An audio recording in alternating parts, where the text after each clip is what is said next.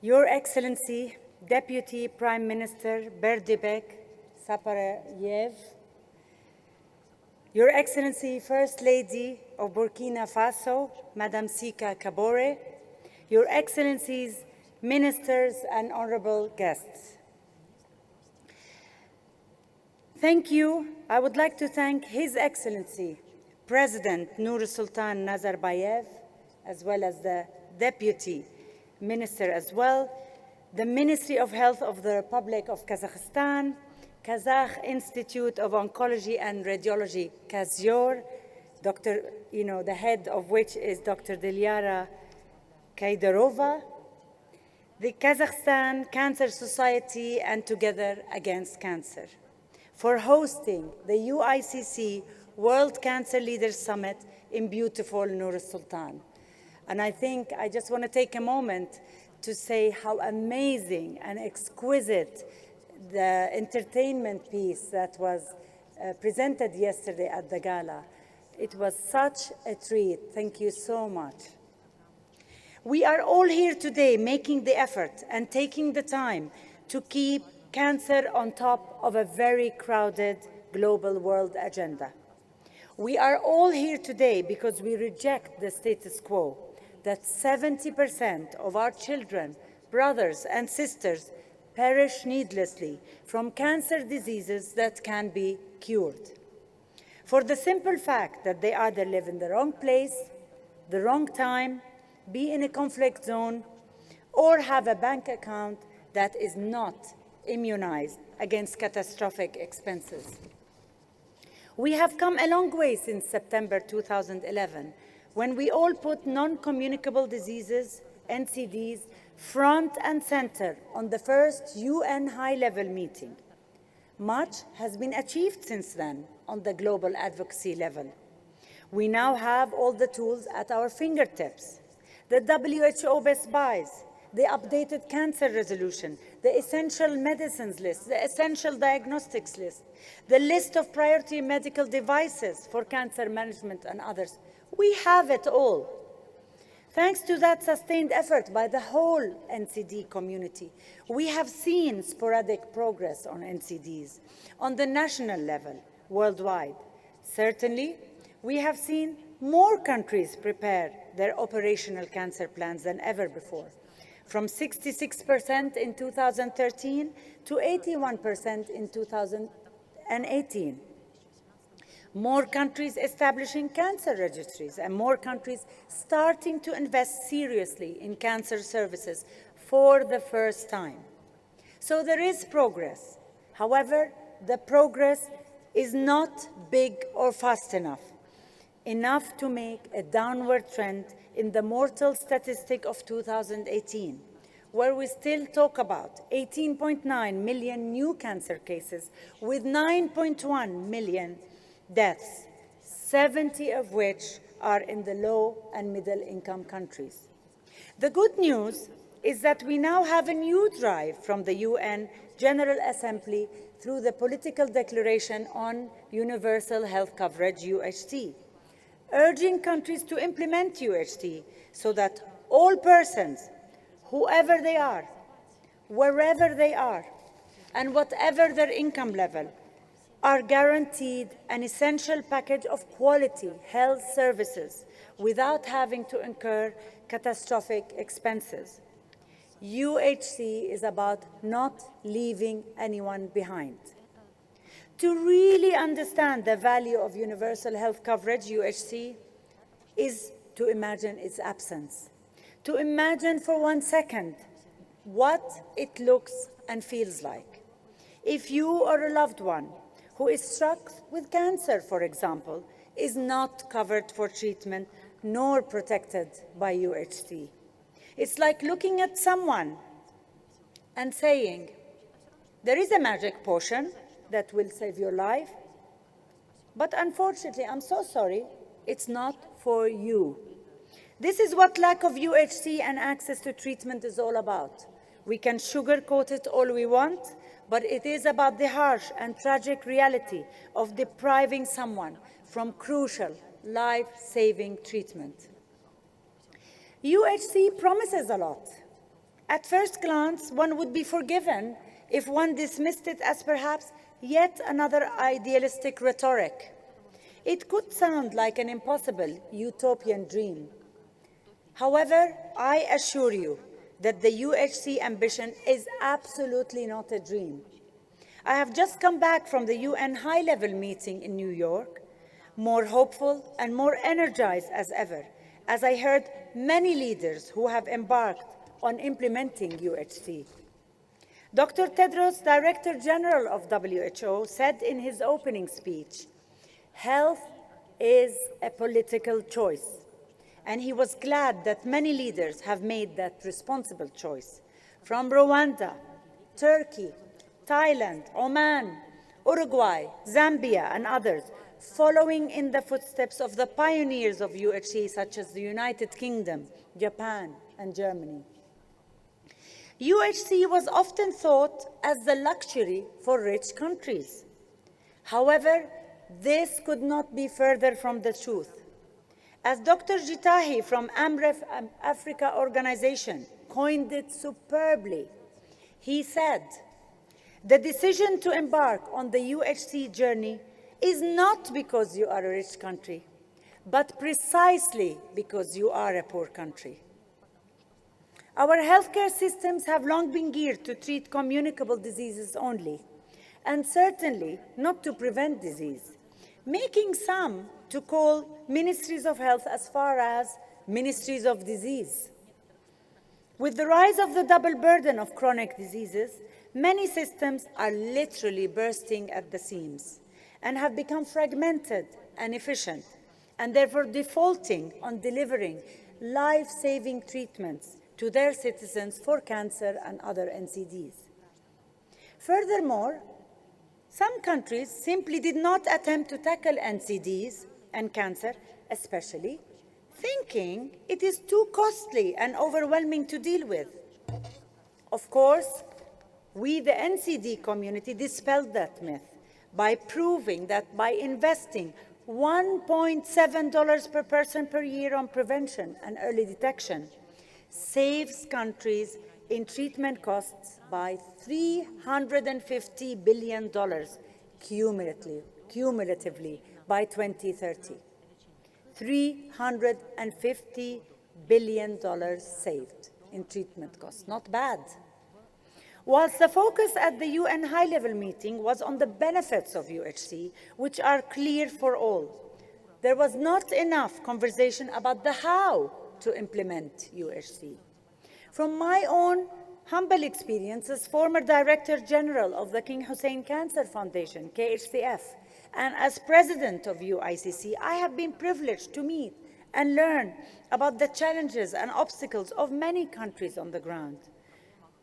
In my humble opinion, many good intentions fail purely due to lack of political commitment and to governance and managerial approaches. I would therefore like to highlight a few of the main important prerequisites and contextual drivers that have to underpin the approach prior to embarking on UHC, all equally important. Firstly, without question, you need political will from heads of government and across the whole cabinet. That is why those who have implemented UHC in their own countries made sure that the decision was a whole cabinet responsibility as a long-term goal. This ensured that the cabinet was committed not just to the concept of health for all, but rather all for health. Secondly, the overall thinking has to be one of transformation. UHC is all about efficiency. Therefore, it can only work if countries take a new, fresh look at their health and health financing systems to retransform, reorganize to meet the epidemiological needs of today, making sure to strengthen their primary healthcare system as a cornerstone of their efforts. The usual transient band-aid solutions no longer work, my friends, and have become extremely wasteful and inefficient. Thirdly, there has to be a decision as to the managerial structure and engine that will drive the process forward in a terrain that is long-term and fraught with many obstacles along the way. The countries that are delivering UHC understand the limitations of their current capacities at their health ministries, which do not typically include a team of long-term strategic planners. Health ministries' roles in many countries end up being more operational rather than being able to focus on the long-term strategic and policy changes needed to improve health nationally. Once a minister is appointed, he or she enters the treadmill cycle of barely managing his or her own schedules. I can see many ministers here nodding as I speak. I can see that. So those who have a long-term vision for UHC have established a transformation team, like the model in Turkey, or policy entrepreneur team, like the model in Thailand, or the planning commission team in India, and so on and so forth. Strong governance mechanisms are crucial, as the planning and implementation stage can take from 2 to 5 years and above, certainly exceeding any political cycle of any minister. The transformation team is the only way to make sure that the cabinet commitment is sustained for the duration of the project and the journey to achieve UHC and beyond, to its monitoring and evaluation. Fourthly, but certainly not lastly, the people. The people. UHC is about giving healthcare access to the people they intend to serve. Persons healthy or unwell have to be at the center of it all. In many countries, people have long lost trust in their public health system. Gaining the trust of the people is crucial, and they have to be part and parcel of the UHC plan from the beginning. Starting from enshrining and delineating their health rights in the laws, making sure that all understand it is a right. It is not a gift. It is a right that can be given. It is not a gift that can be given or taken at will. Delineating those rights into what to expect from a health system in terms of respect, quality, delivering an essential package of services, procedures, and transparent channels for public complaints will offer you a large, powerful constituency that adds to your country's monitoring and evaluation function of those services. By so doing, empowering patient rights to a whole new level. And the fifth item, the usual elephant in the room, who will foot the bill? We always ask that. Who will foot the bill? Show me the money, as somebody in Hollywood said, show me the money. UHC is not a one-size-fits-all, but many countries will tell you that significant money came from simply reducing existing inefficiencies. Some from an increase in actual investment as a percentage of GDP, and of course, some from co-contributions from the public. Others utilized innovative financing, including earmarking what I call the good taxes, to finance some of the services, such as taxes on tobacco, alcohol, sugar, and salt, as the drivers of many NCDs. These provide triple wins. One, it reduces the avalanche of new cancer patients, saves future treatment costs, and at the same time provides new revenues for the budget for health and well-being. It's amazing. 3 triple wins. We should think about that. Starting with fighting tobacco. That alone can reduce 1/3 of all cancers and other NCDs. Other powerful examples include vaccinating girls and boys with the cervical vaccine, the hepatitis vaccine, and others. UHC is not just about investing more, but investing better, investing smarter. And what have we as UICC contributed towards the success of UHC? First of all, the success of UICC is directly linked to the achievements of all its 1,170 members that make up this union from 177 countries and territories, spanning all income levels and health systems. The success of UICC is because of you all here in this room, members and partners.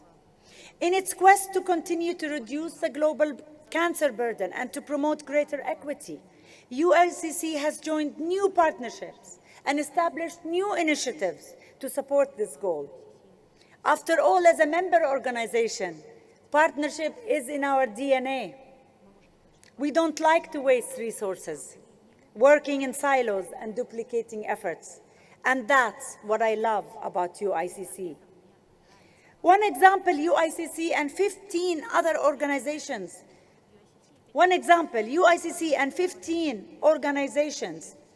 Working on cancer control founded the International Cancer Control Partnership, the ICCP, in 2012.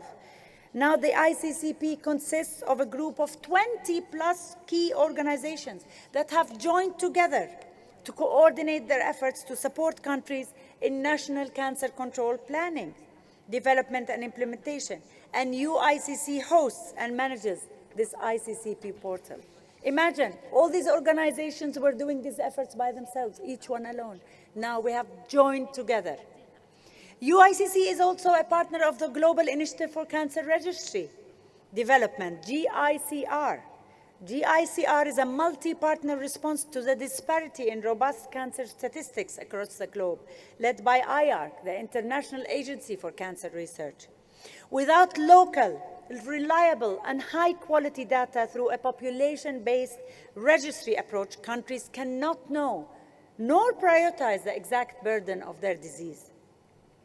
Acknowledging that UHC is not a one-size-fits-all, UICC then went regional, launching 4 regional leadership programs last year with 165 CEOs in Singapore, Muscat, Qatar, Dakar, and Mexico to share and learn from each other on different aspects of UHC. Then, UICC went national in cities. In that regard, UICC established, incubated, and launched a new standalone sister organization, City Cancer Challenge Foundation, CCAN, to support cities all over the world. What I love about the CCAN model is that it is a real-life, logical business model that offers a new paradigm shift on how we can support cities in implementing cancer control. It is truly a powerful engine that supports a global community of cities and partners to work together, to design, plan, and implement cancer solutions to save lives. While cities take the lead, they work closely with CCAN's multi-sector community of global and local partners who provide technical assistance through each phase of the initiative. What is crucial is that the city executive team includes all influencers and stakeholders of that city: government, public, civil society, the private sector. This forms a sustainable managerial infrastructure on the ground that can continue to push forward the implementation of the long-term action plans long after the CCAN team leaves. And this is what's important, in order to continue to transform cancer care in their city. Professor Sanchi Aranda, our wonderful UICC past president, is the new chairperson of this CCAN board. Furthermore, recognizing the power of civil societies to mobilize and move cancer agenda forward, UICC created an important advocacy initiative that essentially supports local civil society members with the capacity building and training tools to better advocate on behalf of patients so that they are more successful on calling their governments to account with regards to closing the equity gap in access to cancer care and services in their own countries. So UICC is continuing to deliver on its mission and will continue to push on WHO's call for UHC. His call also for the elimination of cervical cancer, the Global Initiative for Childhood Cancer, all to address the unacceptable disparity in treatment and survival. Today, you will hear from countries who have achieved UHC or about to embark on it. I so look forward to the discussions. But be mindful of Dr. Tedros' saying, universal health coverage is the journey, and impact is its destination. Thank you very much.